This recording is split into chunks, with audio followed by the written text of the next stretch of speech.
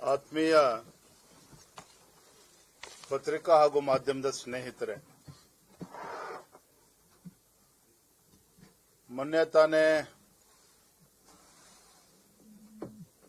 ಕೇಂದ್ರದ ಹಣ ಸಚಿವರಾಗಿರ್ತಕ್ಕಂಥ ನಿರ್ಮಲಾ ಸೀತಾರಾಮನ್ ಅವರು ಅತ್ಯುತ್ತಮ ಒಂದು ಬಜೆಟ್ ಅನ್ನ ಮಂಡನೆ ಮಾಡಿದ್ದಾರೆ. ಪ್ರಧಾನಮಂತ್ರಿ ನರೇಂದ್ರ ಮೋದಿಜಿಯವರ ವಿಕಸಿತ ಭಾರತದ ಕನಸೇನಿದೆ, ಆ ಕನಸು ನನಸಾಗ್ತಕ್ಕಂಥ ನಿಟ್ಟಿನಲ್ಲಿ ಅಭಿವೃದ್ಧಿ ಪೂರಕವಾಗಿರ್ತಕ್ಕಂಥ ಬಡವರ ಪರವಾಗಿ, ರೈತರ ಪರವಾಗಿ, ಯುವಕರ ಪರವಾಗಿ, ಮಹಿಳೆಯರ ಪರವಾಗಿ ಒಂದು ಅತ್ಯುತ್ತಮ ಬಜೆಟ್ ಅನ್ನು ನೀಡಿದ್ದಾರೆ. ನಾವ್ಯಾರೂ ಕೂಡ ನಿರೀಕ್ಷೆ ಮಾಡಿರಲಿಲ್ಲ. ಟ್ಯಾಕ್ಸ್ ರಿಫಾರ್ಮ್ಸ್ ಬಗ್ಗೆ ದೇಶದ ಯಾವುದೇ ವ್ಯಕ್ತಿ 12 ಲಕ್ಷದವರೆಗೆ ಯಾವುದೇ ತಮ್ಮ ಆದಾಯದ ಮೇಲೆ ಯಾವುದೇ ರೀತಿ ತೆರಿಗೆಯನ್ನ ಕಟ್ಟುವಂತಿಲ್ಲ ಅಂತಕ್ಕಂಥ ಒಂದು ಐತಿಹಾಸಿಕ ನಿರ್ಧಾರ ವಿಶೇಷವಾಗಿ ದೇಶದ ಮಧ್ಯಮ ವರ್ಗದವರಿಗೆ ಸಾಕಷ್ಟು ಅನುಕೂಲ ಆಗಿದೆ. ಬಹಳಷ್ಟು ವರ್ಷಗಳಿಂದ ನಿರೀಕ್ಷೆನೂ ಕೂಡ ಇತ್ತು. ಆ ಒಂದು ನಿರೀಕ್ಷೆಗೆ ತಕ್ಕಂತೆ ಕೇಂದ್ರದ ಹಣಕಾಸಿನ ಸಚಿವೆ ಆ ಬಜೆಟ್ ಅನ್ನ ಮಂಡನೆ ಮಾಡಿರ್ತಕ್ಕಂಥದ್ದು ಪ್ರತಿಯೊಬ್ಬರು ಕೂಡ ತುಂಬಾ ಸಂತೋಷ ತರತಕ್ಕಂಥ ವಿಚಾರ. ಇದರ ಪರಿಣಾಮ ಏನಪ್ಪಾ ಅಂತ ಹೇಳಿದ್ರೆ, ನಿನ್ನೆ ದಿನ ದೆಹಲಿ ರಾಜ್ಯದ ವಿಧಾನಸಭಾ ಚುನಾವಣೆ ಮತದಾನ ಆಗಿದೆ. 60% ಮತದಾನ ಆಗಿದೆ. 9-10 ಸಮೀಕ್ಷೆಗಳು ತಮ್ಮ ಅಭಿಪ್ರಾಯ ವ್ಯಕ್ತಪಡಿಸಿದಂತೆ ಬಹುಶಃ 27 ವರ್ಷಗಳ ನಂತರದಲ್ಲಿ ದೆಹಲಿ ರಾಜ್ಯದಲ್ಲಿ ಭಾರತೀಯ ಜನತಾ ಪಾರ್ಟಿ ಮತ್ತೊಮ್ಮೆ ಅಧಿಕಾರಕ್ಕೆ ಬರ್ತದೆ ಅನ್ನುವ ವಿಶ್ವಾಸವನ್ನ ಆ ಸಮೀಕ್ಷೆಗಳು ತಮ್ಮ ವರದಿಯಲ್ಲಿ ಹೇಳಿದೆ. ನಮಗೂ ಕೂಡ ಸಂಪೂರ್ಣ ವಿಶ್ವಾಸ ಇದೆ. ಈ ಗ್ಯಾರಂಟಿಗಳ ಭ್ರಮೆನಲ್ಲಿದ್ದಂತ ಆಮ್ ಆದ್ಮಿ ಪಾರ್ಟಿಗೆ ತಕ್ಕ ಪಾಠವನ್ನ ರಾಜ್ಯದ ಜನರು ಕಲಿಸ್ತಾರೆ.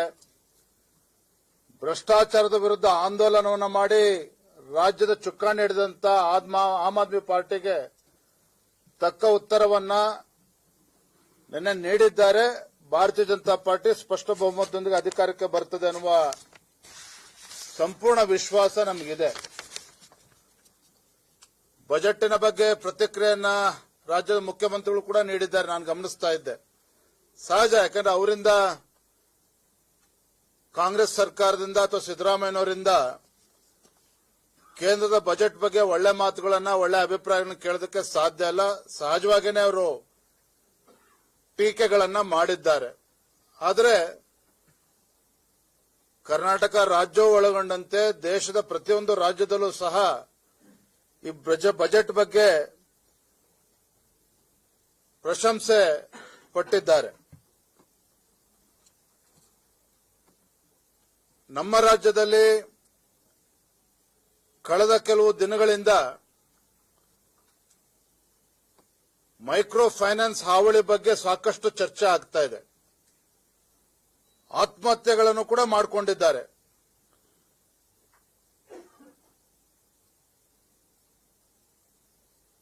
ಈ ಮೈಕ್ರೋ ಫೈನಾನ್ಸ್ ಹಾವಳಿ ಮತ್ತು ವಸೂಲಾತಿ ದೌರ್ಜನ್ಯ ನಡೀತಾ ಇದೆ. ಇದರ ವಿರುದ್ಧ ಭಯಭೀತರಾಗಿ ಹಣವನ್ನ ಮರುಪಾವತಿ ಮಾಡೋದಕ್ಕೆ ಸಾಧ್ಯ ಆಗದೇನೆ ಪ್ರಾಣವನ್ನ ಕಳ್ಕೊಳ್ತಾ ಇರ್ತಕ್ಕಂಥದ್ದು ನಾವು ನೋಡ್ತಾ ಇದ್ದೇವೆ. ಮತ್ತೊಂದು ಕಡೆ ರಾಜ್ಯ ಸರ್ಕಾರನೇ, ಯಾವ ರಾಜ್ಯ ಸರ್ಕಾರ ಈ ಜನರ ರಕ್ಷಣೆಗೆ ಬರಬೇಕಾಗಿತ್ತೋ ಈ ರಾಜ್ಯ ಸರ್ಕಾರನ ಯಾರು ದೌರ್ಜನ್ಯ ಎಸಗ್ತಾ ಇದ್ದಾರೆ ಮೈಕ್ರೋ ಫೈನಾನ್ಸ್ ಸಂಸ್ಥೆಯವರು, ಅವರುಗಳಿಗೆ ಸಂಜೆ 5 ಗಂಟೆ ತನಕ ಹೋಗಬಹುದು ಅಂತಕ್ಕಂತ ಗ್ರೀನ್ ಸಿಗ್ನಲ್ ಕೊಟ್ಟಿದ್ದಾರೆ. ಅಂದ್ರೆ ದೌರ್ಜನ್ಯ ಮಾಡಬಹುದು, ಸಂಜೆ 5 ಗಂಟೆ ಮೇಲೆ ಹೋಗಬೇಡಿ, 10 ರಿಂದ 5 ಗಂಟೆ ಒಳಗೆ ಹೋಗಿ ಅಂತಕ್ಕಂಥ ಮಾತನ್ನ ರಾಜ್ಯ ಸರ್ಕಾರ ಹೇಳ್ತಾ ಇರ್ತಕ್ಕಂಥದ್ದು ದುರ್ದೈವ. ಇದು ಒಂದು ಕಡೆ ತಮ್ಮ ಗ್ಯಾರಂಟಿಗಳಿಂದ ರಾಜ್ಯದಲ್ಲಿ ಜನರು ಸಮೃದ್ಧರಾಗಿದ್ದಾರೆ, ಆಲ್ ಈಸ್ ವೆಲ್ ಅಂತೇಳಿ ಮುಖ್ಯಮಂತ್ರಿಗಳು ಅವರ ಸಚಿವ ಸಂಪುಟದವರು ಹೇಳ್ಕೊಳ್ತಾರೆ. ಮತ್ತೊಂದು ಕಡೆ ಹೊತ್ತು ಈ ಮೈಕ್ರೋ ಫೈನಾನ್ಸ್ಗಳ ಭರಾಟೆನಲ್ಲಿ ಇವರು ದೌರ್ಜನ್ಯದಿಂದ ರಾಜ್ಯದಲ್ಲಿ ಬಡವರು, ಮಹಿಳೆಯರು, ಕೂಲಿ ಕಾರ್ಮಿಕರು ಇವತ್ತು ತತ್ತರಿಸಿ ಹೋಗ್ತಾ ಇರ್ತಕ್ಕಂಥದ್ದು ಕೂಡ ನಾವು ನೋಡ್ತಾ ಇದ್ದೇವೆ. ಎಲ್ಲ ಒಂದ್ ಕಡೆ ಈ ಮೈಕ್ರೋ ಫೈನಾನ್ಸಿನ ವ್ಯೂಹಕ್ಕೆ ಈ ಬಡವರು ಸಿಲುಕಿ ಹಾಕಿಕೊಂಡಿರ್ತಕ್ಕಂಥದ್ದು ನಾವು ಗಮನಿಸ್ತಾ ಇದ್ದೇವೆ. ಹಾಗಾಗಿ ರಾಜ್ಯ ಸರ್ಕಾರ ಬೆಳಗ್ಗೆ 10 ಗಂಟೆಯಿಂದ ಸಂಜೆ 5 ಗಂಟೆ ಒಳಗೆ ಹೋಗಿ ವಸೂಲಾತಿ ಮಾಡಿ ದೌರ್ಜನ್ಯ ಮಾಡಿ ಅಂತ ಹೇಳೋದನ್ನ ಬದಿಗಿಟ್ಟು ಆ ಮುಗ್ಧ ಬಡವರ, ರೈತರ ರಕ್ಷಣೆಗೆ ರಾಜ್ಯ ಸರ್ಕಾರ ಧಾವಿಸಬೇಕು ಅಂತ ಹೇಳಿ ನಾನು ಈ ಸಂದರ್ಭದಲ್ಲಿ ಹೇಳೋದಕ್ಕೆ ಇಚ್ಛಪಡ್ತೇನೆ. ಒಟ್ಟಾರೆಯಾಗಿ ಕರ್ನಾಟಕ ರಾಜ್ಯದಲ್ಲಿ ಕಾಂಗ್ರೆಸ್ ಸರ್ಕಾರ ಅಭಿವೃದ್ಧಿ ಇಲ್ಲದೇನೆ ಶಾಸಕರುಗಳಿಗೂ ಕೂಡ ತಮ್ಮ ಕ್ಷೇತ್ರದಲ್ಲಿ ಏನೋ ಅಭಿವೃದ್ಧಿ ಕೆಲಸ ಮಾಡಕ್ಕಾಗದೇನೆ ಇವತ್ತು ಕೈಕಟ್ಟಿ ಕುಳಿತಿರ್ತಕ್ಕಂಥ ಒಂದು ದಾರುಣ ಪರಿಸ್ಥಿತಿ ಬಂದಿದೆ. ರೈತರುಗಳು ಯಾರು ಕೂಡ ಈ ಸರ್ಕಾರ ಕೇಳೋದಕ್ಕೆ ಮುಂದೆ ಬರ್ತಾ ಇಲ್ಲ. ಹಗಲು ದರೋಡೆ ನಡೀತಾ ಇದೆ, ಮತ್ತೊಂದು ಕಡೆ ಕೊಲೆ, ಅತ್ಯಾಚಾರ ಪ್ರಕರಣಗಳು ದಿನೇ ದಿನೇ ಹೆಚ್ಚಾಗ್ತಾ ಇರತಕ್ಕಂಥದ್ದು, ಕಾನೂನು ಸುವ್ಯವಸ್ಥೆ ಸಂಪೂರ್ಣವಾಗಿ ಹದಗೆಟ್ಟಿರ್ತಕ್ಕಂಥದ್ದು ರಾಜ್ಯದಲ್ಲಿ. ಒಟ್ಟಾರೆಯಾಗಿ ರಾಜ್ಯದಲ್ಲಿ ಒಂದು ಚುನಾಯಿತ ಸರ್ಕಾರ, ಮುಖ್ಯಮಂತ್ರಿಗಳು ಇದ್ದಾರೆ ಅನ್ನೋದು ಇದ್ದಾರಾ ಅಂತ ಹೇಳಿ ಜನ ಪ್ರಶ್ನೆ ಮಾಡ್ತಾ ಇದ್ದಾರೆ. ಆ ರೀತಿ ಸರ್ಕಾರ ಎಲ್ಲವನ್ನ ಮರೆತು ರಾಜ್ಯದ ಅಭಿವೃದ್ಧಿನೂ ಕೂಡ ಮರೆತಿದ್ದಾರೆ. ಕಾನೂನು ಸುವ್ಯವಸ್ಥೆ ಕೂಡ ಸಂಪೂರ್ಣವಾಗಿ ಹದಗೆಟ್ಟಿದೆ. ಈ ಸರ್ಕಾರದ ವಿರುದ್ಧ ಬೀದಿಗಿಳಿದು ಹೋರಾಟ ಮಾಡತಕ್ಕಂಥ ಪರಿಸ್ಥಿತಿ ಈಗಾಗಲೇ ರಾಜ್ಯ ಸರ್ಕಾರ ನಿರ್ಮಾಣ ಮಾಡಿಕೊಂಡಿದೆ. ಯಾರು ಕೂಡ ಈ ರಾಜ್ಯ ಸರ್ಕಾರದ ಬಗ್ಗೆ ಸಂತೋಷವಾಗಿ ಯಾರು ಕೂಡ ಇಲ್ಲ, ಅದು ಮಾತ್ರ ಸತ್ಯ. ಹೇಳ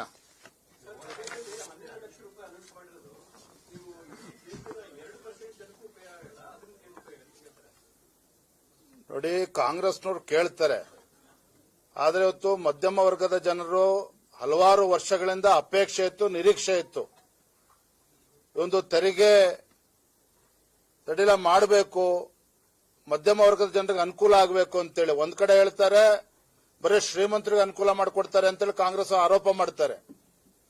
ಇವತ್ತು 12 ಲಕ್ಷ ತನಕ ಇವತ್ತು ಟ್ಯಾಕ್ಸ್ ಎಕ್ಸಂಪ್ಷನ್ ಕೊಟ್ರೆ ಇದು ಬರೀ 2 ಲಕ್ಷ ಜನಕ್ಕೆ ಅನುಕೂಲ ಆಗ್ತದೆ ಅಂತೇಳಿ ಮತ್ತೊಂದ್ ಕಡೆ ಟೀಕೆ ಮಾಡ್ತಾರೆ. ಟೀಕೆ ಮಾಡೋದು ಬಿಟ್ರೆ ನೀವು ವಿರೋಧ ಪಕ್ಷದವರಿಂದ ಕಾಂಗ್ರೆಸ್ ಪಕ್ಷದ ಏನು ಕೂಡ ನಿರೀಕ್ಷೆ ಮಾಡೋದಕ್ಕೆ ಸಾಧ್ಯ ಇಲ್ಲ.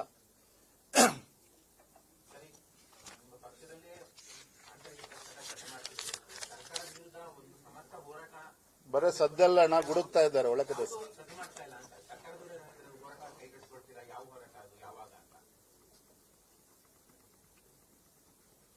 ರಾಜ್ಯದ ಅಧ್ಯಕ್ಷರ ಚುನಾವಣೆ ಅಥವಾ ಆಯ್ಕೆ ಪ್ರಕ್ರಿಯೆ ಯಾವ ಕ್ಷಣದಲ್ಲಿ ಬೇಕಾದರೂ ಆಗ್ತದೆ. ಬಹುಶಃ 20ನೇ ತಾರೀಕೊಳಗೆ ಇವೆಲ್ಲವೂ ಕೂಡ ಪ್ರಕ್ರಿಯೆ ಮುಗಿಯುತ್ತೆ ಅನ್ನುವ ಸೂಚನೆಗಳು ಬರ್ತಾ ಇದೆ. ನಾನು ಕೂಡ ಕೆಲವರ ಹೇಳಿಕೆಗಳನ್ನ, ಮುಖಂಡರ ಹೇಳಿಕೆಗಳನ್ನ ನಾನು ಕೂಡ ಗಮನಿಸಿದ್ದೇನೆ. ಕಾರಣಾಂತರಗಳಿಂದ ಈ ಹೇಳಿಕೆಗಳಿಗೆ ಪ್ರತಿಕ್ರಿಯೆಯನ್ನು ನಾನು ಕೊಡೋದಕ್ಕೆ ಹೋಗಿಲ್ಲ. ಯಾಕೆ ದಿನನಿತ್ಯ ಅಲ್ಲೊಬ್ರು ಇಲ್ಲೊಬ್ರು ಹೇಳಿಕೆಗಳನ್ನು ಕೊಡಬೇಕಾದ್ರೆ ರಾಜ್ಯದ ಅಧ್ಯಕ್ಷನಾಗಿ ನಾನು ಕೂಡ ಹೇಳಿಕೆಯನ್ನು ಕೊಡ್ಕೊಂತ ಕೂತ್ರೆ ಸರಿ ಹೋಗೋದಿಲ್ಲ. ಅದು ಪಕ್ಷಕ್ಕೂ ಕೂಡ ಮುಜುಗರ ಆಗ್ತದೆ, ಕಾರ್ಯಕರ್ತರು ಕೂಡ ಮುಜುಗರ ಆಗ್ತದೆ.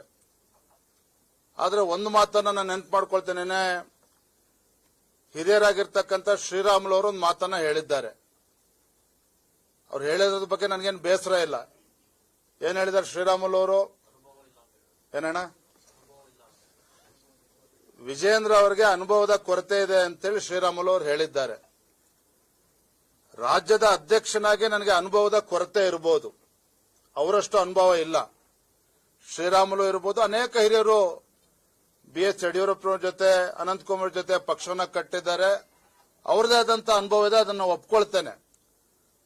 ಹಾಗಾಗಿ ರಾಜ್ಯದ ಅಧ್ಯಕ್ಷನಾಗಿ ನನಗೆ ಅನುಭವ ಕಡಿಮೆ ಇರಬಹುದು, ಅವರಷ್ಟು ಇಲ್ಲದೆ ಇರಬಹುದು. ಆದ್ರೆ ಪಕ್ಷದ ಒಬ್ಬ ಕಾರ್ಯಕರ್ತನಾಗಿ ನಂದೇ ಆದಂತ ಅನುಭವ ಇದೆ. ಕಳೆದ 18-20 ವರ್ಷದಿಂದ ಬೆಂಗಳೂರು ಮಹಾನಗರದಲ್ಲಿ ಪಕ್ಷದ ಕಾರ್ಯದರ್ಶಿಯಾಗಿ, ತದನಂತರದಲ್ಲಿ ರಾಜ್ಯದ ಯುವ ಮೋರ್ಚಾ ಪ್ರಧಾನ ಕಾರ್ಯದರ್ಶಿಯಾಗಿ, ಪಕ್ಷದ ಉಪಾಧ್ಯಕ್ಷನಾಗಿ ನಂದೇ ಆದಂತ ಅನುಭವನೂ ಇದೆ. ಕಾರ್ಯಕರ್ತನಾಗಿ ಇನ್ನೂ ಕೂಡ ಹೆಚ್ಚು ಅನುಭವ ಇದೆ. ಹಾಗಾಗಿ ನನಗೆ ಹೆಮ್ಮೆ, ಸಂತೋಷ ಏನಪ್ಪಾ ಅಂತ ಹೇಳಿದ್ರೆ, ರಾಜ್ಯದ ಅಧ್ಯಕ್ಷನಾಗಿ ರಾಜ್ಯ ಪ್ರವಾಸ ಮಾಡಬೇಕಾದ್ರೆ ನಮ್ಮ ಕಾರ್ಯಕರ್ತರುಗಳು ನನ್ನನ್ನ ಪ್ರೀತಿಯಿಂದ ವಿಜಯಣ್ಣ ಅಂತ ಹೇಳಿ ಕರೀತಾರೆ. ಕಾರಣ ನನ್ನ ಕಾರ್ಯವೈಖರಿ ಬಗ್ಗೆ ಅವರಿಗೆ ತೃಪ್ತಿ ಇದೆ. ರಾಜ್ಯದಲ್ಲಿರ್ತಕ್ಕಂಥ ಲಕ್ಷಾಂತರ ಕಾರ್ಯಕರ್ತರೇನಿದ್ದಾರೆ, ಹಗಲಿರುಳು ಪಕ್ಷದ ಯಶಸ್ಸಿಗಾಗಿ ಶ್ರಮ ಆಗ್ತಾ ಇದ್ದಾರೆ. ಈ ಭ್ರಷ್ಟ ಕಾಂಗ್ರೆಸ್ ಸರ್ಕಾರದ ವಿರುದ್ಧ ಕಳೆದ 1 ವರ್ಷದಿಂದ ನಿರಂತರವಾಗಿ ನಾವು ಹೋರಾಟಗಳನ್ನೇನು ಮಾಡ್ಕೊಂಡು ಬಂದಿದ್ದೇವೆ. ಈ ವಿಚಾರವಾಗಿ ನಮ್ಮ ಕಾರ್ಯಕರ್ತರಿಗೆ ತೃಪ್ತಿನೂ ಇದೆ, ಸಂತೋಷನೂ ಇದೆ, ನನ್ನ ಬಗ್ಗೆ ಹೆಮ್ಮೆನೂ ಕೂಡ ಇದೆ. ಕೆಲವು ನಾಯಕರುಗಳು ಅವರೇ ಆದಂತ ಅಭಿಪ್ರಾಯ ತಿಳಿಸಿದ್ದಾರೆ. ಅವರ ಅಭಿಪ್ರಾಯ ತಪ್ಪು ಅಂತ ನಾ ಹೇಳ್ತಾ ಇಲ್ಲ, ಡೋಂಟ್ ರೀಡ್ ಮೀ ರಾಂಗ್. ಕೆಲವರು ಪಕ್ಷದ ಹಿರಿಯ ಮುಖಂಡರು ಏನು ಅಭಿಪ್ರಾಯ ಪಟ್ಟಿದ್ದಾರೆ, ಅದು ಸರಿ ತಪ್ಪು ನಾನು ಈ ವೇದಿಕೆಯಲ್ಲಿ ಚರ್ಚೆ ಮಾಡೋದಕ್ಕೆ ಹೋಗೋದಿಲ್ಲ. ಆದ್ರೆ ನಮ್ದೊಂದು ರಾಷ್ಟ್ರೀಯ ಪಕ್ಷ. ಕೆಲವೊಮ್ಮೆ ನಮ್ಮ ರಾಷ್ಟ್ರೀಯ ನಾಯಕರು ಕೆಲವು ತೀರ್ಮಾನಗಳನ್ನ ಮಾಡಬೇಕಾದ್ರೆ, ಉದಾಹರಣೆ ನನ್ನ ರಾಜ್ಯದ ಅಧ್ಯಕ್ಷರಾಗಿ ಘೋಷಣೆ ಮಾಡೋದು 1 ವರ್ಷದ ಹಿಂದೆ, ನಾಯಕರ ಮಾತು ಕೇಳಿ ತೀರ್ಮಾನ ಮಾಡಬೇಕು ಅಂತೇನಿಲ್ಲ. ಕಾರ್ಯಕರ್ತರ ಅಭಿಪ್ರಾಯವನ್ನು ಗಮನಿಸೂ ಕೂಡ ಕೆಲವೊಮ್ಮೆ ಕೇಂದ್ರದ ವರಿಷ್ಠರು ತೀರ್ಮಾನವನ್ನು ಕೂಡ ಮಾಡ್ತಾರೆ. ಹಾಗಾಗಿ ಅನುಭವ ಯಾರಿಗೆ ಎಷ್ಟಿದೆ ಅನ್ನೋದಕ್ಕಿಂತ ಹೆಚ್ಚಾಗಿ ನನಗೆ ನನ್ನ ಕೆಲಸದ ಬಗ್ಗೆ ತೃಪ್ತಿ ಇದೆ. ನನ್ನ ಕಾರ್ಯಕರ್ತರಿಗೂ ಕೂಡ ಲಕ್ಷಾಂತರ ಕಾರ್ಯಕರ್ತರು ರಾಜ್ಯದಲ್ಲಿದ್ದಾರೆ, ಅವರು ಕೂಡ ಇದ್ರ ಬಗ್ಗೆ ತೃಪ್ತಿ ಇದೆ. ಆದ್ರೆ ಒಂದು ದುಃಖದ ಸಂಗತಿ ಅಂತ ಹೇಳಿದ್ರೆ, ದುರ್ದೈವ ಅಂತ ಹೇಳಿದ್ರೆ, ವಿಜೇಂದ್ರ ಬಗ್ಗೆ ಯಾರೇನ್ ಬೇಕಾದ್ರೂ ಹಗುರವಾಗಿ ಮಾತಾಡ್ಕೊಳ್ಳಿ, ಅದ್ರ ಬಗ್ಗೆ ಸಹಿಸ್ಕೊಳ್ತಾನೆ. ಹಿರಿಯರು ಮಾತಾಡಬೇಕಾದ್ರೆ ಯುವಕರಾಗಿ ಅದನ್ನ ಸಹಿಸಿಕೊಂಡು ಹೋಗ್ಬೇಕು. ಆದ್ರೆ ಈ ಪಕ್ಷ ಕಟ್ಟಿರ್ತಕ್ಕಂಥ ಒಬ್ಬ ಹೋರಾಟಗಾರ, ರೈತ ನಾಯಕ ಯಡಿಯೂರಪ್ಪನವ್ರ ಬಗ್ಗೆ ಮಾತನಾಡಬೇಕಾದ್ರೂ ಸಹ ಎಂತ ಕೀಳ್ಮಟ್ಟದ ಭಾಷೆನ ಪ್ರಯೋಗ ಮಾಡ್ತಾ ಇದ್ದಾರೆ. ಅವೆಲ್ಲವನ್ನೂ ಕೂಡ ನೋಡ್ಕೊಂಡು ಸುಮ್ಕೂರ್ತಕ್ಕಂಥದ್ದು ಅಪರಾಧನೇ. ಇವತ್ತು ಅನೇಕ ಹಿರಿಯರು ಕೂಡ ಕಳೆದ 1 ವರ್ಷದಿಂದ ನಿರಂತರವಾಗಿ ಯಡಿಯೂರಪ್ಪನವ್ರನ್ನ ತೇಜೋವಧೆ ಮಾಡ್ತಕ್ಕಂಥ ಕೆಲಸ ಆಗ್ತಾ ಇದೆ. ಯಡಿಯೂರಪ್ಪನವರಿಗೆ ಅವಮಾನ ಮಾಡ್ತಕ್ಕಂಥ ಕೆಲಸ ಮಾಡ್ತಾ ಇದ್ದಾರೆ.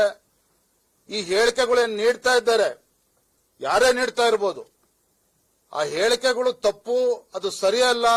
ಈ ರೀತಿ ಹೇಳಿಕೆ ಕೊಡಬೇಡಿ, ಕಾರ್ಯಕರ್ತರಿಗೆ ನೋವಾಗ್ತದೆ ಅನ್ನುವುದು ಒಂದು ಬಾರಿನೂ ಕೂಡ ಯಾರು ಕೂಡ ಅವ್ರಿಗೆ ಹೇಳ್ತಕ್ಕಂಥ ಪ್ರಯತ್ನನೂ ಕೂಡ ಮಾಡದೇ ಇರ್ತಕ್ಕಂಥದ್ದು ದುರ್ದೈವ ಅಂತೇಳಿ ಸಂದರ್ಭ ಹೇಳೋದಕ್ಕೆ ಇಚ್ಛಪಡ್ತೇನೆ.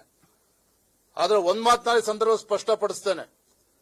ನಾನು ಮಾತನಾಡಬಾರ್ದು ಅನ್ಕೊಂಡಿದ್ದೆ, ಆದ್ರೆ ಪದೇ ಪದೇ ವಿಜೇಂದ್ರ ಹಿರಿಯರನ್ನ ವಿಶ್ವಾಸಕ್ಕೆ ತೆಗೆದುಕೊಂಡು ಹೋಗ್ತಾ ಇಲ್ಲ. ವಿಜೇಂದ್ರ ಏಕಪಕ್ಷೀಯವಾಗಿ ನಿರ್ಧಾರ ಮಾಡ್ತಾ ಇದ್ದಾರೆ. ಒಂದ್ ರೀತಿ ನನ್ನನ್ನ ಅಪರಾಧಿ ಸ್ಥಾನದಲ್ಲಿ ನಿಲ್ಲಿಸತಕ್ಕಂಥ ಪ್ರಯತ್ನ ಕೆಲವರು ಮಾಡ್ತಾ ಇದ್ದಾರೆ. ಹಿರಿಯರಿಗೆ ಎಷ್ಟು ಸಮಾಧಾನ ಆಗಿದೆ ನನ್ನ ಕೆಲಸದ ಬಗ್ಗೆ ನನಗೆ ಗೊತ್ತಿಲ್ಲ. ಆದ್ರೆ ಅವ್ರಿಗೆ ಅವಮಾನ ಮಾಡ್ತಕ್ಕಂಥ ನಿಟ್ಟಿನಲ್ಲಿ ರಾಜ್ಯದ ಅಧ್ಯಕ್ಷನ ಯಾವತ್ತೂ ಕೂಡ ನಡ್ಕೊಂಡಿಲ್ಲ. ರಾಜ್ಯದ ಅಧ್ಯಕ್ಷ ಅಂತಕ್ಕಂಥದ್ದು ಜವಾಬ್ದಾರಿ. ರಾಜ್ಯದ ಪಕ್ಷದ ಹಿರಿಯ ಮುಖಂಡರಿಗೆ ಅವಮಾನ ಮಾಡ್ತಕ್ಕಂಥ ನಿಟ್ಟಿನಲ್ಲಾಗ್ಲಿ, ಅವರಿಗೆ ನೋವು ತರ್ತಕ್ಕಂಥ ನಿಟ್ಟಿನಲ್ಲಿ ಯಾವತ್ತೂ ಕೂಡ ನಡ್ಕೊಂಡಿಲ್ಲ. ನನ್ನ ಕೆಲಸದ ಬಗ್ಗೆ ಅವ್ರಿಗೆ ಎಷ್ಟು ಸಂತೋಷ ಇದೆಯಲ್ಲ ಗೊತ್ತಿಲ್ಲ, ಕಾರ್ಯಕರ್ತರಿಗಂತೂ ತೃಪ್ತಿ ಇದೆ, ಅದನ್ನು ಕೂಡ ನಾನು ಸ್ಪಷ್ಟಪಡಿಸ್ತೇನೆ. ಆದ್ರೆ ಪದೇ ಪದೇ ಈ ರೀತಿ ಒಂದು ಕಡೆ ಇಂಥ ಭ್ರಷ್ಟ ಕಾಂಗ್ರೆಸ್ ಸರ್ಕಾರದ ವಿರುದ್ಧ ಹೋರಾಟವನ್ನ ಮಾಡೋ ಬದಲು ಈ ರೀತಿ ನಮ್ಮಲ್ಲಿ ಹೇಳಿಕೆಗಳನ್ನ ಕೊಡ್ತಕ್ಕಂಥದ್ದು. ಮೊನ್ನೆ ದಿನ ನಾನು ಶಿಕಾರಿಪುರಕ್ಕೆ ಹೋಗಿದ್ದೆ.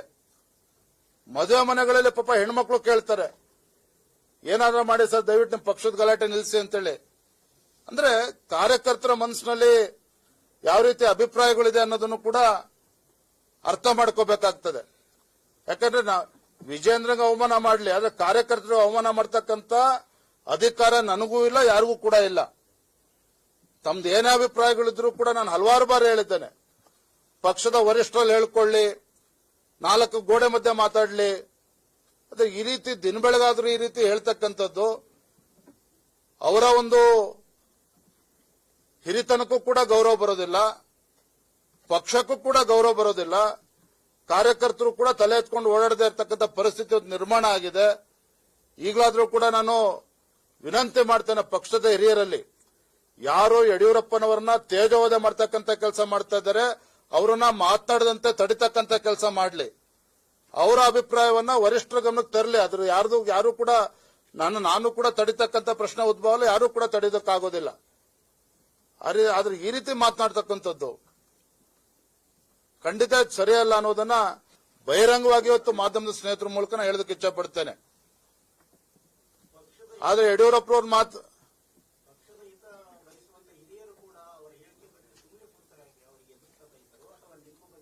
ನಾನು ಅದಕ್ಕೆ ತಮ್ಮ ಮೂಲಕ ನಾನು ಹೇಳಬೇಕೋ ಬೇಡ ಗೊತ್ತಿಲ್ಲ, ಆದ್ರೂ ಕೂಡ ನಾನು ಹೇಳಬೇಕು ಅಂತೇಳಿ ತೀರ್ಮಾನ ಮಾಡಿ ಹೇಳಿದ್ದೇನೆ.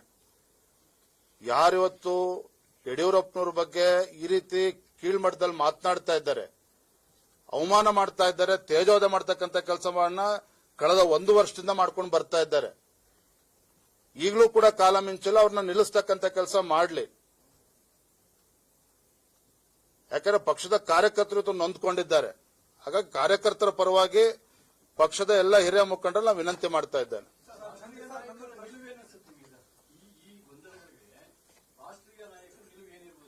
ಒಂದು ವಾರ 8 ದಿನದಲ್ಲಿ ಅವ್ರ ನಿಲುವು ಸ್ಪಷ್ಟಪಡಿಸ್ತಾರೆ.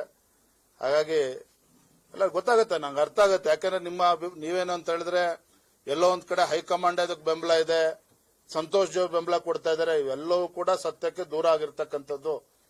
ಪಕ್ಷದ ಯಾವುದೇ ದೆಹಲಿ ಮಟ್ಟದ ನಾಯಕರು ಯಾವುದೂ ಕೂಡ ಇದಕ್ಕೆ ಬೆಂಬಲವನ್ನು ನೀಡೋದಕ್ಕೆ ಸಾಧ್ಯ ಇಲ್ಲ. ಆದರೂ ಕೂಡ ಕೆಲವು ನಿರ್ಧಾರಗಳು ಈಗಾಗಲೇ ತೆಗೆದುಕೊಳ್ಬೇಕಾಗಿತ್ತು ಅನ್ನೋ ನಿಮ್ಮ ಅಭಿಪ್ರಾಯ ಕಾರ್ಯಕರ್ತರು ಇದೆ, ಎಲ್ಲರದ್ದು ಕೂಡ ಇದೆ.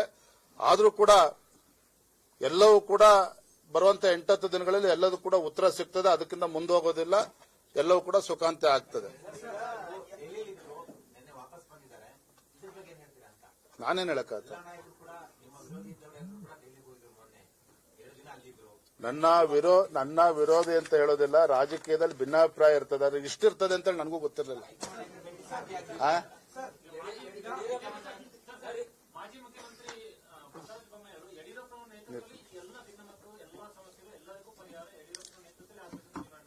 ಯಾವಾಗ ಹೇಳಿದಾರೆ? ಯಡಿಯೂರಪ್ಪ ನೋಡಿ, ತಟಸ್ಥ ಬಣದ ಬಗ್ಗೆನೂ ನನಗೆ ಗೊತ್ತಿದೆ, ನಾನು ಈಗ ಚರ್ಚೆ ಮಾಡೋದಕ್ಕೆ ಹೋಗೋದಿಲ್ಲ. ಯಡಿಯೂರಪ್ಪನವರು ಮಧ್ಯಸ್ಥಿಕೆ ವಹಿಸಬೇಕು ಅಂತ ಹೇಳಿದ್ರೆ ಯಡಿಯೂರಪ್ಪನವ್ರನ್ನ ತೇಜೋವಧೆ ಮಾಡೋದನ್ನು ಫಸ್ಟ್ ನಿಲ್ಲಿಸಬೇಕು. ಅದು ಯಾರು ನಿಲ್ಲಿಸಬೇಕು? ಅವ್ರುಗಳು ನಿಲ್ಲಿಸಬೇಕು. ಎಲ್ಲದಕ್ಕೂ ಕೂಡ ಕೇಂದ್ರದ ವರಿಷ್ಠರು ಯಡಿಯೂರಪ್ಪನವ್ರು ಬೈಬೇಕಾದ್ರೂ ಕೇಂದ್ರದವ್ರು ಬಂದು ನಿಲ್ಲಿಸಬೇಕಾಗಾದ್ರೆ, ಯಡಿಯೂರಪ್ಪನವ್ರದ್ದೇನು ಕಾಂಟ್ರಿಬ್ಯೂಷನ್ ಇಲ್ವಾಗಾದ್ರೆ, ಯಡಿಯೂರಪ್ಪನವ್ರ ಪಕ್ಷ ಕಟ್ಟಿಲ್ವಾಗಾದ್ರೆ, ಯಡಿಯೂರಪ್ಪನವರು ಅನಂತಕುಮಾರ್ ಅವರು ಲಕ್ಷಾಂತರ ಕಾರ್ಯಕರ್ತರು ಪಕ್ಷವನ್ನು ಇಲ್ಲಿ ತನಕ ತೆಗೆದುಕೊಂಡು ನಿಲ್ಲಿಸಿಲ್ವಾಗಾದ್ರೆ, ಅದು ಯಡಿಯೂರಪ್ಪನವ್ರ ಬಗ್ಗೆ ಯಡಿಯೂರಪ್ಪನವ್ರನ್ನ ಅವಮಾನ ಮಾಡತಕ್ಕಂಥದ್ದನ್ನು ಕೂಡ ನೀವುಗಳು ಸಹಿಸಿಕೊಳ್ತೀರಿ ಅಂತ ಹೇಳಿದ್ರೆ ಅಕ್ಷಮ್ಯ ಅಪರಾಧ ಇದು.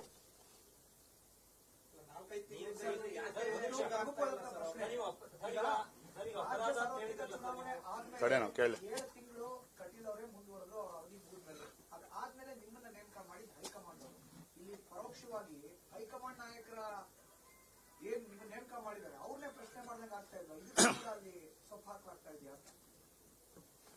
ಇದನ್ನ ಅರ್ಥ ಮಾಡ್ಕೊಳ್ದಿರಷ್ಟು ದಡ್ಡರು ಯಾರು ಕೂಡ ಇಲ್ಲ.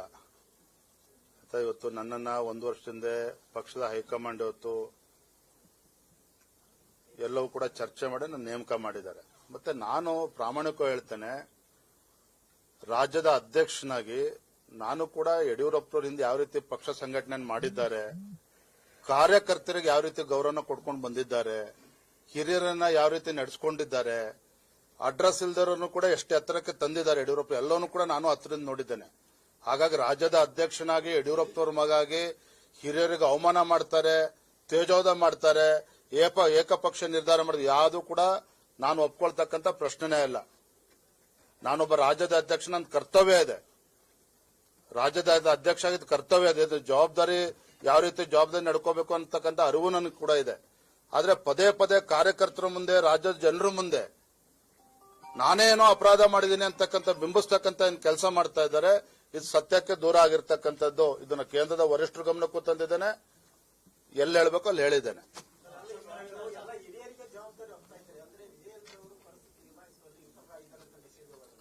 ಯಾಕ್ರಿ ನೋಡ್ರಿ, ಬಹಳ ಯಶಸ್ವಿಯಾಗಿ ಕಳೆದ 1 ವರ್ಷದಲ್ಲಿ ಕೆಲವರು ಹೇಳ್ತಾ ಇದಾರಲ್ಲ ಹೊಂದಾಣಿಕೆ ರಾಜಕಾರಣ ಅಂತೇಳಿ, ಹೊಂದಾಣಿಕೆ ರಾಜಕಾರಣ ಮಾಡ್ಕೊಂಡಿದ್ರೆ ಬೆಂಗಳೂರಿಂದ ಮೈಸೂರು ಪಾದಯಾತ್ರೆ ಮಾಡ್ತಿದ್ವಿ. ಹಾಗಾದ್ರೆ ಸಿದ್ದರಾಮಯ್ಯನವರ ವಿರುದ್ಧ ಯಾವ ಸಿದ್ದರಾಮಯ್ಯನವರ ಆರ್ಭಟ ತಡೆಯೋದಕ್ಕೆ ಸಾಧ್ಯ ಆಗ್ತಿರ್ಲಿಲ್ವೋ, ಬೆಂಗಳೂರಿಂದ ಮೈಸೂರಿನ ಪಾದಯಾತ್ರೆ ಪರಿಣಾಮ ಒಂಟಿಗಾಲ ನಿಲ್ಲಿಸ್ತಕ್ಕಂಥ ಕೆಲಸ ಭಾರತೀಯ ಜನತಾ ಪಾರ್ಟಿ ಮಾಡಿದ್ದೇವೆ, ನಮ್ಮ ಕಾರ್ಯಕರ್ತರು ಮಾಡಿದ್ದಾರೆ. ಹಾಗಾಗಿ ವಿಜಯೇಂದ್ರ ಆಗ್ಲಿ, ನಮ್ಮ ಪಕ್ಷದ ಯಾರೇ ಮುಖಂಡರಾಗ್ಲಿ ಹೊಂದಾಣಿಕೆ ರಾಜಕಾರಣ ಮಾಡ್ತಕ್ಕಂಥ ಪ್ರಶ್ನೆನೇ ಇಲ್ಲ. ಈ ರೀತಿ ಪದೇ ಪದೇ ರೀತಿ ಹೇಳಿಕೆಗಳು ಕೊಡೋದ್ರ ಮೂಲಕ ಕಾರ್ಯಕರ್ತರಿಗೆ ಅವಮಾನ ಮಾಡ್ತಾ ಇದ್ದಾರೆ. ಹಗಲು ರಾತ್ರಿ ಕಾರ್ಯಕರ್ತರು ಕಳೆದ 1 ವರ್ಷದಲ್ಲಿ ಒಂದು ದಿನನೂ ಕೂಡ ಸುಮ್ಮನೆ ಕೂತಿಲ್ಲ. ವಾಲ್ಮೀಕಿ ಅಭಿವೃದ್ಧಿ ನಿಗಮದಲ್ಲಿ ಹೋರಾಟವನ್ನು ಮಾಡಿದ್ದೇವೆ. ತದನಂತರ ಬೆಂಗಳೂರಿನ ಮೈಸೂರು ಮೂಡ ಹಗರಣದಲ್ಲಿ ಪಾದಯಾತ್ರೆ ಮಾಡಿದ್ದೇವೆ. ಇದರ ನಡುವೆ ಅನೇಕ ಭ್ರಷ್ಟಾಚಾರದ ಪ್ರಕರಣ ತೆಗೆದುಕೊಂಡು ಹೋರಾಟಗಳನ್ನು ಮಾಡಿದ್ದೇವೆ. ಲೋಕಸಭಾ ಚುನಾವಣೆ ಯಶಸ್ವಿಯಾಗಿ ನಡೆಸಿದ್ದೇವೆ. ಸಂಘಟನಾ ಪರ್ವ ನಿಮಗೆ ಗೊತ್ತಿರಲಿ. ಈ ಗೊಂದಲದ ನಡುವೆನೂ ಕೂಡ ಕರ್ನಾಟಕ ರಾಜ್ಯ 4ನೇ ಸ್ಥಾನದಲ್ಲಿದೆ ಇಡೀ ದೇಶದಲ್ಲಿ ಸಂಘಟನಾ ಪರ್ವದಲ್ಲಿ. ಮೆಂಬರ್ಶಿಪ್ ಡ್ರೈವ್ ಇರಬಹುದು, ಆಕ್ಟಿವ್ ಮೆಂಬರ್ಶಿಪ್ ವಿಚಾರದಲ್ಲಿರಬಹುದು, ಕರ್ನಾಟಕ ಸದಸ್ಯತ್ವ ನೋಂದಣಿಯಲ್ಲಿ 3ನೇ ಸ್ಥಾನದಲ್ಲಿದ್ದೇವೆ. ಆಕ್ಟಿವ್ ಮೆಂಬರ್ಶಿಪ್ ಅಲ್ಲಿ 4ನೇ ಸ್ಥಾನದಲ್ಲಿದ್ದೇವೆ. ಯಾವುದರಲ್ಲೂ ಕೂಡ ಸಂಘಟನೆ ವಿಚಾರದಲ್ಲೂ ಕೂಡ ನಾವು ಹಿಂದೆ ಬಿದ್ದಿಲ್ಲ. ಈ ಕಾಂಗ್ರೆಸ್ ಸರ್ಕಾರದ ವಿರುದ್ಧ ಹೋರಾಟದ ವಿಚಾರದಲ್ಲೂ ಕೂಡ ನಾವು ಹಿಂದೆ ಬಿದ್ದಿಲ್ಲ. ಆದ್ರೆ ಎಲ್ಲೋ ಗೊಂದಲಗಳೇನಿದ್ದಾವೆ, ಇದಕ್ಕೆ ತೆರೆ ಎಳಿಬೇಕು ಅನ್ನೋದ್ರ ಬಗ್ಗೆ 2 ಮಾತಿಲ್ಲ. ಆದ್ರೆ ಮತ್ತೊಮ್ಮೆ ಸ್ಪಷ್ಟಪಡಿಸ್ತೇನೆ, ಪದೇ ಪದೇ ವಿಜೇಂದ್ರನನ್ನ, ರಾಜ್ಯದ ಅಧ್ಯಕ್ಷರನ್ನ, ಹಿರಿಯರನ್ನ ವಿಶ್ವಾಸಕ್ಕೆ ತೆಗೆದುಕೊಂಡು ಹೋಗ್ತಾ ಇಲ್ಲ. ಇದ್ಯಾವು ಕೂಡ ಸರಿಯಲ್ಲ ಈ ಆಪಾದನೆ. ಕಾರ್ಯಕರ್ತರು ಸಂತೃಪ್ತರಾಗಿದ್ದಾರೆ, ಕಾರ್ಯಕರ್ತರು ಸಂತೋಷದಿಂದ ಹೋರಾಟದಲ್ಲಿ ಭಾಗವಹಿಸ್ತಾ ಇದ್ದಾರೆ, ಸಂತೋಷದಿಂದ ಪಕ್ಷ ಸಂಘಟನೆಗಳು ಕೂಡ ಮಾಡ್ತಾ ಇದ್ದಾರೆ. ನಾನು ಕೂಡ ರಾಜ್ಯದ ಅಧ್ಯಕ್ಷನ ಪ್ರಾಮಾಣಿಕವಾಗಿ ಹಗಲು ರಾತ್ರಿ ಪಕ್ಷದ ಏಳಿಗಾಗಿ ಶ್ರಮವನ್ನು ಕೂಡ ಆಗ್ತಾ ಇದ್ದೇನೆ.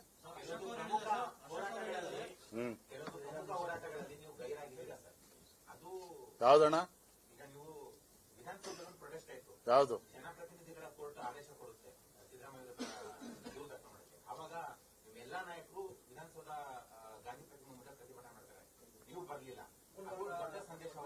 ಅಲ್ಲರಿ 45 ಒಂದ್ ನಿಮಿಷ ಮೈ ಡಿಯರ್ ಫ್ರೆಂಡ್, ಒಂದ್ ನಿಮಿಷ ಕೇಳಿ.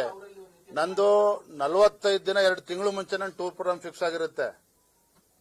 ಆದ್ರೂ ಕೂಡ ಪಕ್ಷದ ಅಧ್ಯಕ್ಷನಾಗಿ ಯಾವುದೇ ಹೋರಾಟವನ್ನು ತೀರ್ಮಾನ ಮಾಡ್ಬೇಕಾದ್ರೆ ನಾವೆಲ್ಲ ಕೂತ್ ತೀರ್ಮಾನ ಮಾಡಿರ್ತೇವೆ. ಅದ 1-2 ಪ್ರವಾಸ ಮುಂಚಿತ ಫಿಕ್ಸ್ ಆಗಿರುತ್ತೆ, ಹೋಗೋದಕ್ಕಾಗಿರಲಿಲ್ಲ. ಅದರ ಅರ್ಥ ಹೊಂದಾಣಿಕೆ ರಾಜಕಾರಣ ಅಲ್ಲ. ಮೊದಲ ಬಾರಿ ಶಾಸಕನಾಗಿ, ಫಸ್ಟ್ ಟೈಮ್ MLA, ಮೊದಲ ಬಾರಿ ಶಾಸಕನಾಗಿ ಈ ಸರ್ಕಾರವನ್ನ, ಮುಖ್ಯಮಂತ್ರಿಗಳನ್ನ, ಈ ಮಂತ್ರಿಮಂಡಲವನ್ನ ನಮ್ಮ ಪಕ್ಷದೆಲ್ಲ ಕಾರ್ಯಕರ್ತರ ಹೋರಾಟದಿಂದ ಒಂಟಿಗಾಲ ನಿಲ್ಲಿಸತಕ್ಕಂಥ ಕೆಲಸ ಯಶಸ್ವಿಯಾಗಿ ಮಾಡಿದ್ದೇವೆ. ಯಾವುದೋ 1-2 ಹೋರಾಟ ಹೋಗಿಲ್ಲ ಅಂತ ಹೇಳಿದ್ರೆ ಹೊಂದಾಣಿಕೆ ರಾಜಕಾರಣ ಅಲ್ಲ.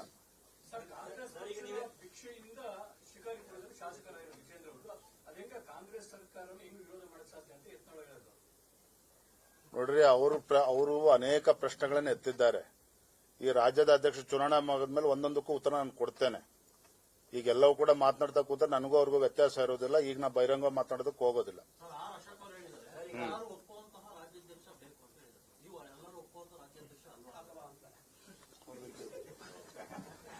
ಬೆಂಗಳೂರು ಶಾಸಕರು ಮೀಟಿಂಗ್ ಕರಿತೀನಿ, ಇವೆಲ್ಲ ಚರ್ಚೆ ಮಾಡ್ತೀನಿ. ಈಗ ಅದೆಲ್ಲ ಚರ್ಚೆ ಮಾಡಬಿಡಿ. ಹೇಳೋಣ, ಸಾಕು. Thank you.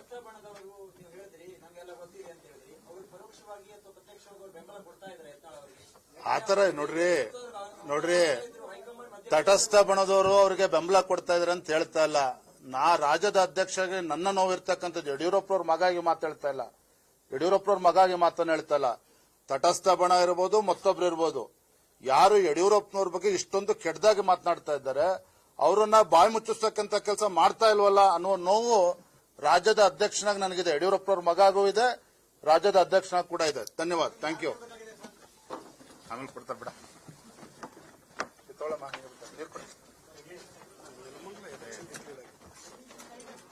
ಆಗ್ಬಿಡ ಬಿಡು.